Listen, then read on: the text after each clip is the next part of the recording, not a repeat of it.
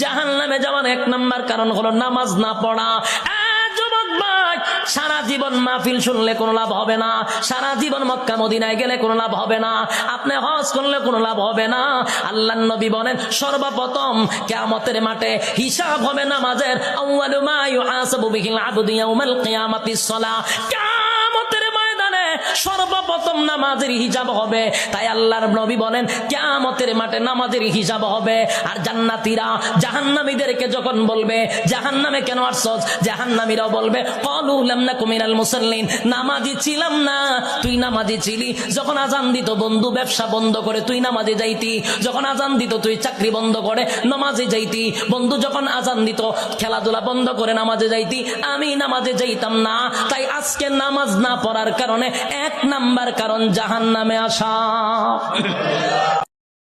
Likey